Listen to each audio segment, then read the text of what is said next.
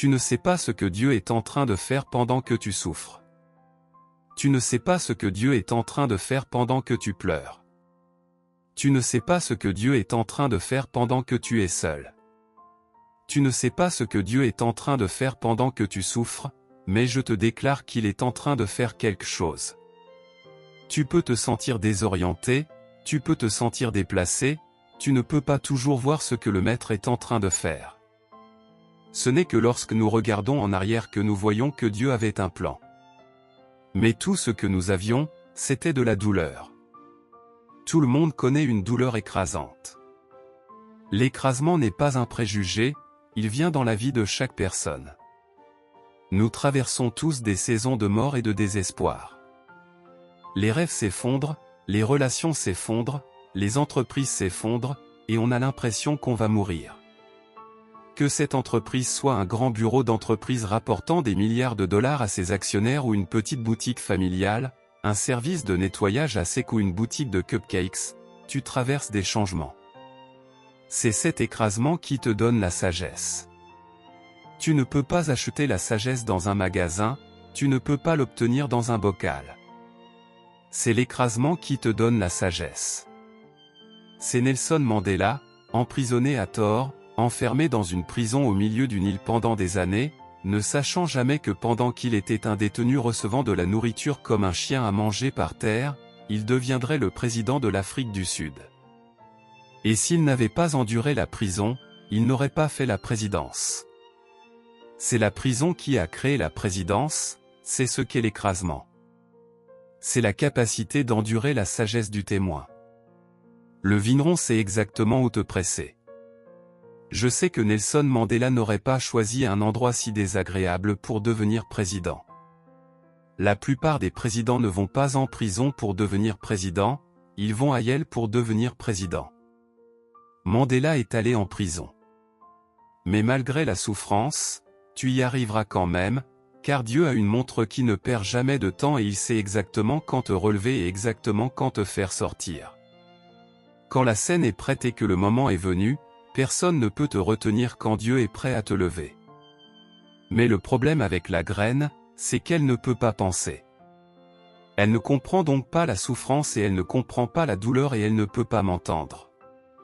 Parfois, la partie la plus difficile d'être un prédicateur est que tu veux tellement que les gens comprennent, et parfois, les gens qui en ont le plus besoin ne t'entendent pas vraiment.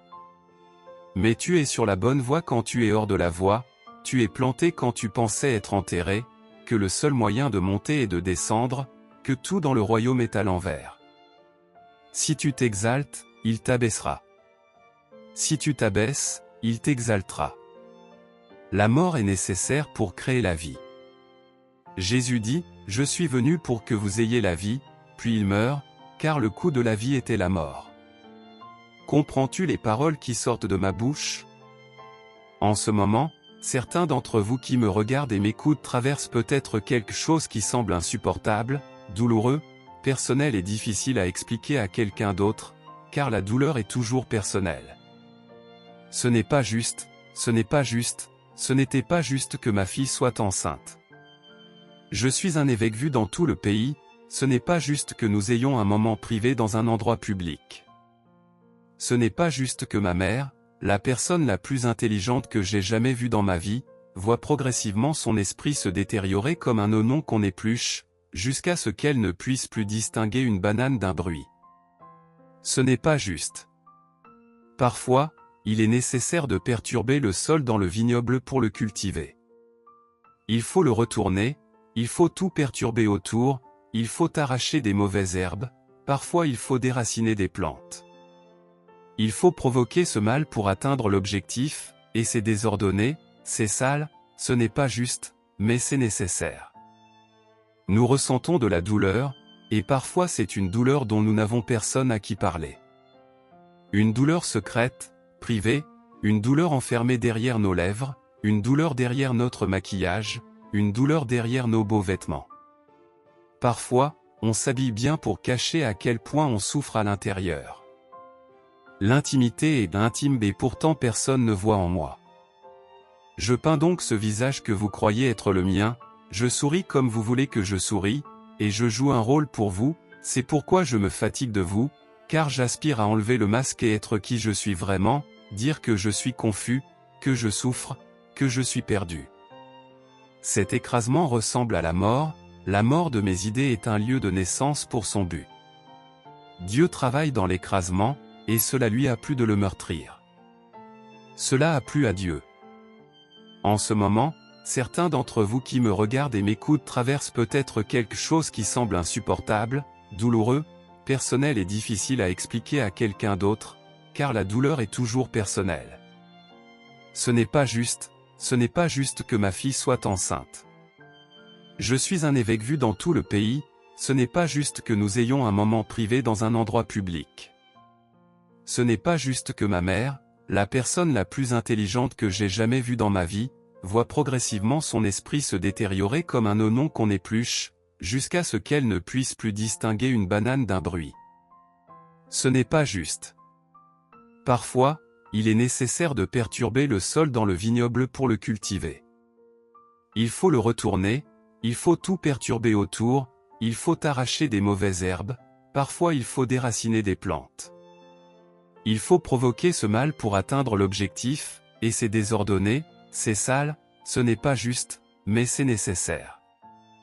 Nous ressentons de la douleur, et parfois c'est une douleur dont nous n'avons personne à qui parler. Une douleur secrète, privée, une douleur enfermée derrière nos lèvres, une douleur derrière notre maquillage, une douleur derrière nos beaux vêtements. Parfois, on s'habille bien pour cacher à quel point on souffre à l'intérieur. L'intimité est intime et pourtant personne ne voit en moi. Je peins donc ce visage que vous croyez être le mien, je souris comme vous voulez que je souris, et je joue un rôle pour vous, c'est pourquoi je me fatigue de vous, car j'aspire à enlever le masque et être qui je suis vraiment, dire que je suis confus, que je souffre, que je suis perdu. Cet écrasement ressemble à la mort de mes idées est un lieu de naissance pour son but. Dieu travaille dans l'écrasement, et cela lui a plu de nous meurtrir. Pas parce qu'il est sadique, ni parce que nous sommes masochistes. Cela lui plaît de nous meurtrir parce qu'il sait que le résultat final nous mettra dans un état où nous ne pourrons plus fermenter, où nous pourrons gérer un revers de déception, où nous pourrons gérer une blessure. Le vin ne se gâte pas, il dure des années et des années dans l'obscurité, au sous-sol, dans la cave, parce qu'il a subi assez d'écrasement pour endurer le temps. On reconnaît quelqu'un qui a été écrasé parce qu'il est un survivant. Les personnes qui ont été écrasées sont des survivants. Quand mon église s'est vidée et que nous étions confrontés au Covid, et que j'ai dû prêcher dans un bâtiment vide tout seul, ce n'était pas un problème, car j'avais commencé à prêcher dans un bâtiment vide. Je n'ai pas besoin de gens pour faire ce que Dieu m'a appelé à faire. Je n'ai pas besoin de chœurs, de cris, de danse, d'orgue. Tout ce dont j'ai besoin, c'est de ce qui est en moi. Si Dieu est en toi, tout ce que l'écrasement fera, c'est de le faire sortir. Si Satan était intelligent, il ne pousserait jamais. Dieu est capable de faire infiniment au-delà de tout ce que nous pouvons demander ou penser. Cela signifie que nous n'avons aucune idée de ce qu'il fait lorsqu'il nous façonne.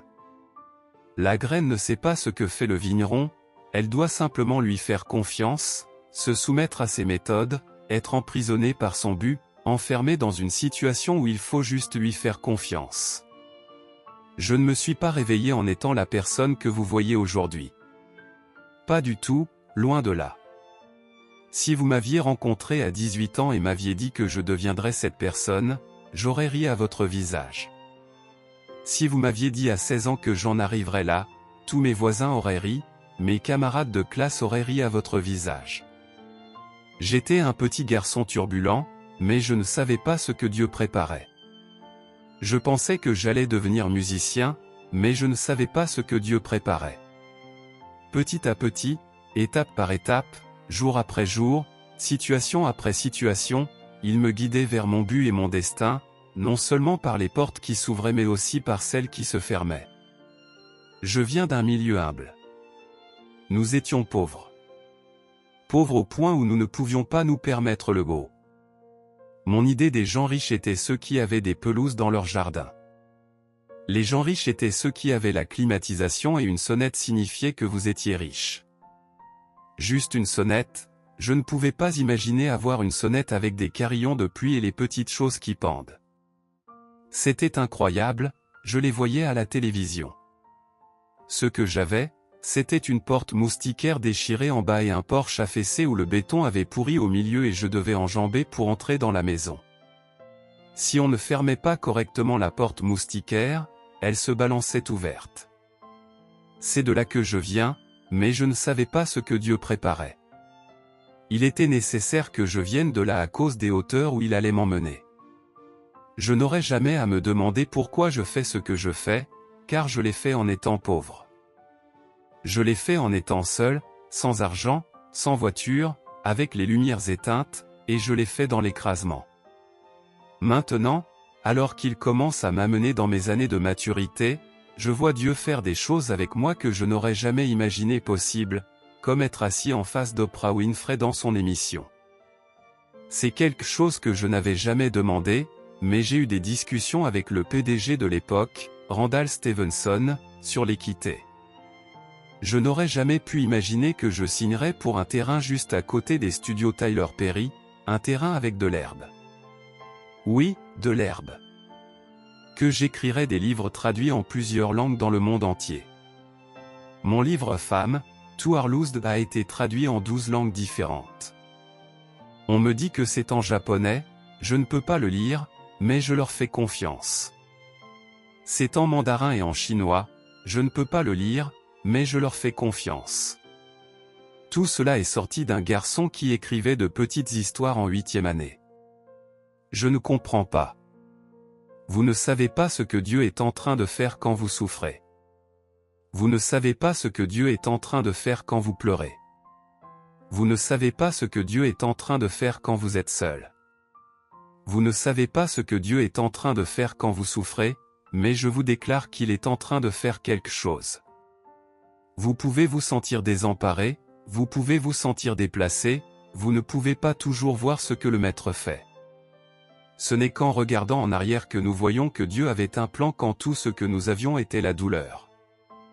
Je n'avais aucune idée que ma fille tomberait enceinte. Je détestais cela. C'était douloureux. Ce n'était pas une question d'embarras, ni d'image. C'était ma petite fille, son avenir, son destin. Je pensais que c'était une erreur, que c'était mal, que cela ne pouvait pas arriver, que cela ne pouvait pas nous arriver. Et maintenant, quand elle se tient à la chair et prêche, je réalise que si elle n'était pas tombée enceinte, elle ne serait pas devenue la personne qu'elle est. Ce retour en arrière l'a poussée en avant, et Dieu était plus intelligent que moi. Il sait exactement ce qu'il faut pour obtenir de vous ce qu'il veut, et il ne se soucie pas que vous soyez embarrassé ou non. Il ne se soucie pas de ce que les gens disent de vous.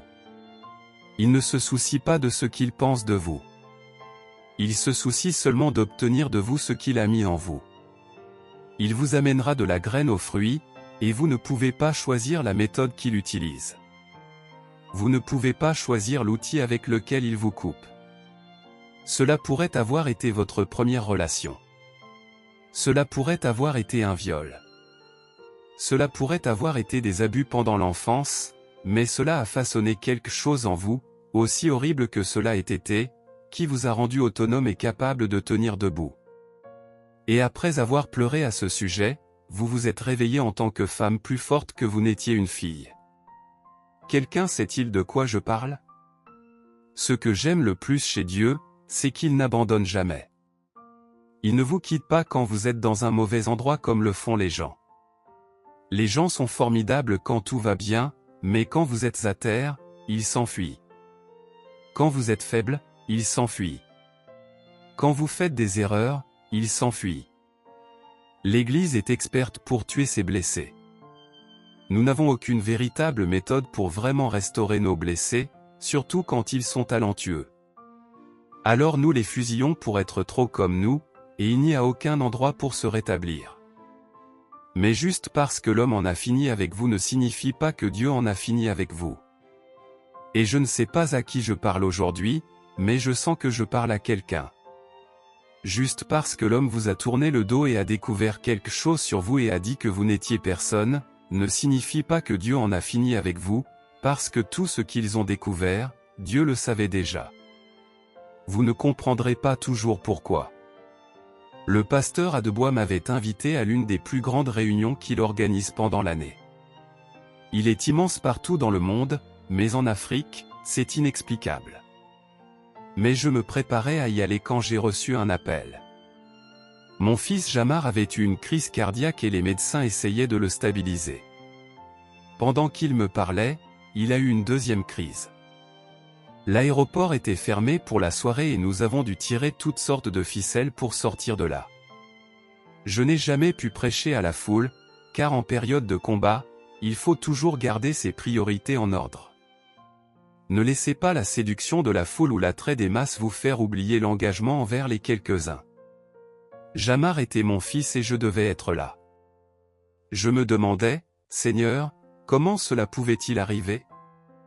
Il l'avait précipité en chirurgie et cela ne semblait pas bien se passer.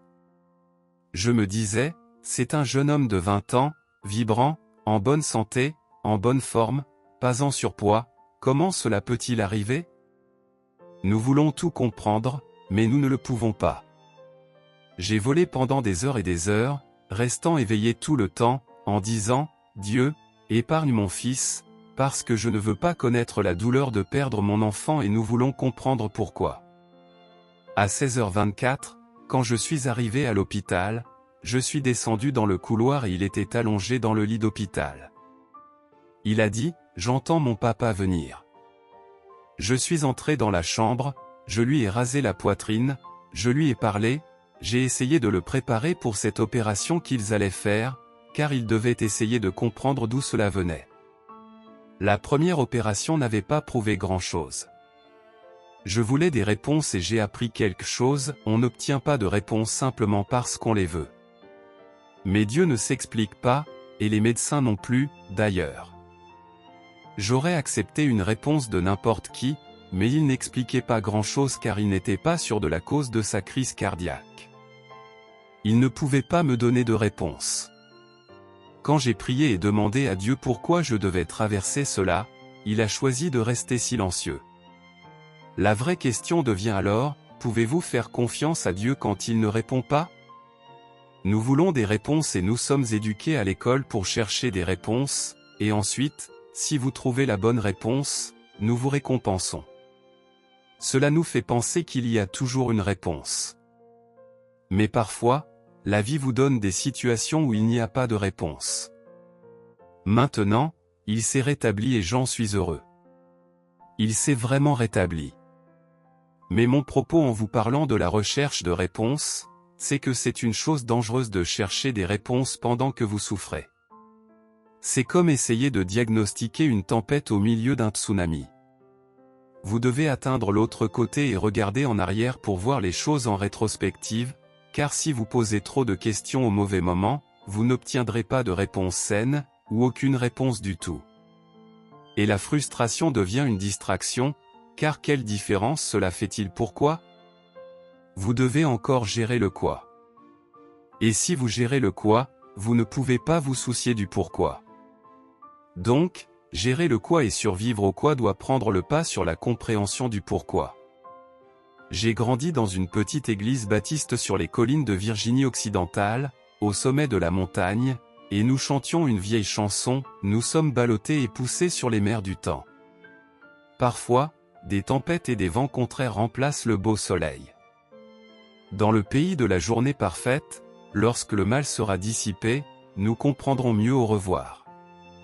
Parfois, vous devez réaliser que vous devez accepter de marcher dans l'obscurité. Marchez par la foi et non par la vue. Marchez par la foi et non par la vue. Ne pas demander à Dieu de faire appel à votre intellect.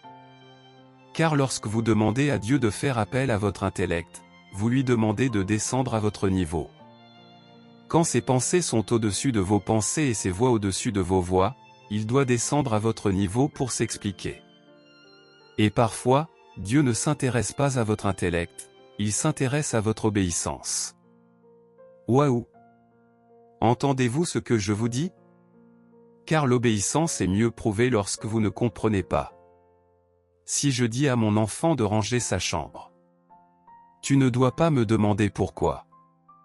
À 19h58, je n'ai pas à t'expliquer. Nous avons de la visite qui vient et nous avons cela à faire. Non, non, j'ai dit de nettoyer la chambre. L'obéissance vaut mieux que le sacrifice. L'obéissance est meilleure que la compréhension.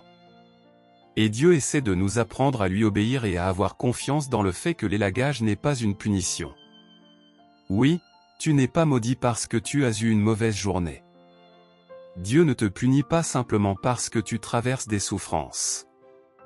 Ils peuvent sembler identiques, mais ils ne le sont pas.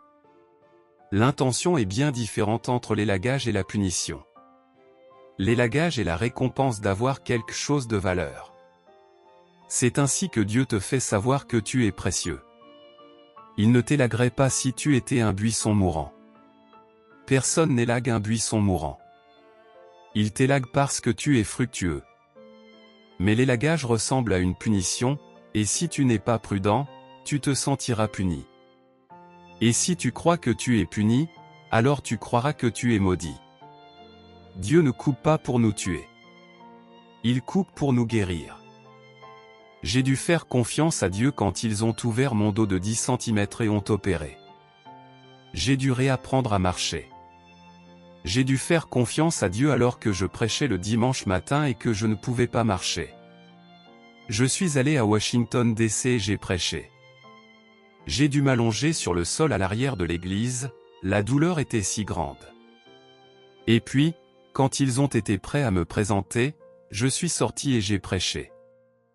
Parce que lorsque l'onction était sur moi et que l'esprit commençait à bouger, et que l'énergie montait, c'était comme si je n'avais pas de douleur.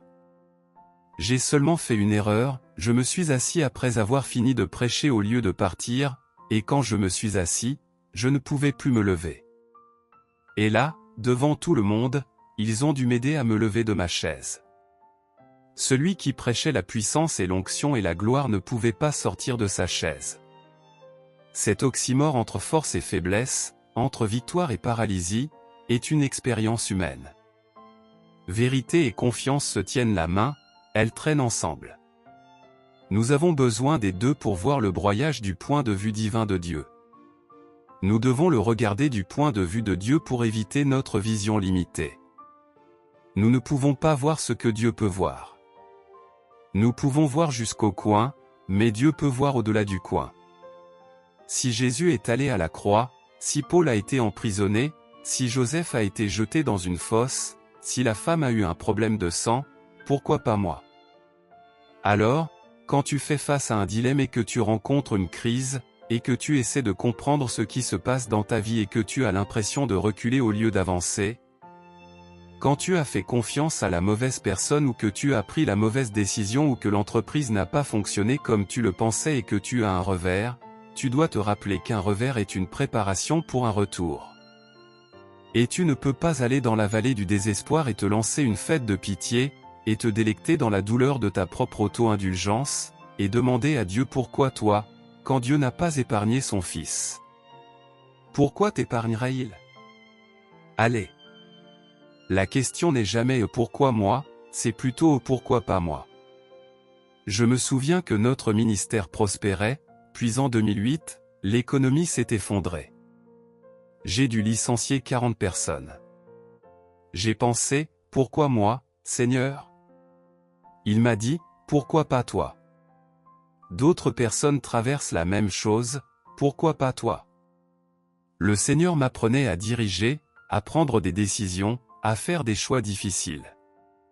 N'importe qui peut faire des choix faciles en tant que leader, mais pour faire des choix difficiles et avoir le courage et la détermination de prendre une décision difficile que les gens n'aiment pas, qu'ils murmurent et se plaignent, mais qui était nécessaire à faire.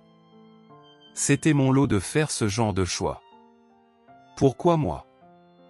Pourquoi pas moi? À qui on donne beaucoup, on demande beaucoup. Tu ne peux pas avoir beaucoup donné et éviter ensuite que beaucoup soit demandé.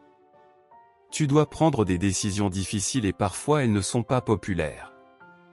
Ce n'est pas populaire, mais c'est nécessaire. Et au milieu de la recherche du but de Dieu, tu dois comprendre qu'il a un plan pour ta vie. Les ennuis viennent à nous tous, mais ce que j'aime, c'est que les ennuis ne durent pas toujours. Les ennuis ne durent pas toujours. L'art de la vie est de s'assurer que tu ne sors pas des ennuis en restant traumatisé. Parce que les ennuis ont une date d'expiration, mais le traumatisme peut durer 30 ans. Tiens bon, ne saute pas du navire. Quand ça devient difficile, nous voulons tous sauter du navire. Quand ça devient dur, nous voulons en sortir. Nous voulons en sortir pour que ça cesse de faire mal. Mais le navire était la solution au problème. Et je t'entends me dire « Oh, évêque, tu ne dois pas très bien connaître ta Bible parce que le navire s'est brisé. » Oui, le navire s'est brisé, mais les gens ne se sont pas brisés. Parce que certains sur des planches et d'autres sur des morceaux brisés sont arrivés sains et saufs de l'autre côté. Et s'ils avaient quitté le navire, il n'y aurait pas eu de planche à laquelle s'accrocher. Alors nous devons prendre une décision chaque jour, restes-tu dans le processus et te soumets-tu à l'élagage ou sautes-tu du navire pour ton propre confort, seulement pour tomber dans le péril? Même Jésus a eu ce choix. Il a enseigné une leçon qui a opposé beaucoup, la véritable signification du pain et du vin. Beaucoup de disciples l'ont quitté. Ils ont été éloignés de Jésus parce qu'il a dit que si tu ne bois pas mon sang et ne manges pas ma chair, tu n'auras aucune part avec moi. Et ce n'était pas un sermon qu'il voulait entendre et il voulait éviter le processus sans même comprendre ce qu'il voulait dire. Et puis il a demandé à Pierre, « Partiras-tu aussi? Ou resteras-tu dans le processus ?» Et Pierre a répondu, « Où irai-je? Dans tes mains sont les paroles de la vie éternelle. » Pour certains d'entre nous, quitter n'est pas une option. Nous pouvons pleurer, nous pouvons nous plaindre, nous pouvons grogner, nous pouvons protester, mais nous ne pouvons pas sauter du navire. Nous devons rester dans le processus. Que choisiras-tu de faire lorsque ton navire sera ballotté et que les éclairs jailliront, que le ciel deviendra noir et que le vent soufflera fort et que tu ne sauras pas ce que le prochain tournant apportera? Quand les gens seront malades et tomberont en morceaux, et que les hommes crieront et que les femmes prieront, resteras-tu à bord du navire ou sauterais-tu pour quelque chose qui semble peut-être mieux mais pourrait te tuer? Comment tu réagis aux ennuis détermine ton résultat. Embrasser la tristesse de la saison et faire confiance à Dieu pour t'en sortir, c'est ce que la foi représente. Tu ne peux pas être à l'aise et être semblable au Christ. Pour être semblable au Christ, il t'appelle toujours à sortir de ta zone de confort. Et quand tu dis oui, je tiendrai bon, même si le navire tombe en morceaux, il y a plus de pouvoir dans les éclats que dans ma désobéissance. Chez TBN, notre mission est d'utiliser tous les moyens disponibles pour atteindre le plus grand nombre de personnes et de familles possible avec l'évangile transformateur de Jésus-Christ. Merci d'aider à faire circuler l'évangile de la grâce dans le monde. Sans toi, nous ne pourrions pas le faire. Que Dieu te bénisse.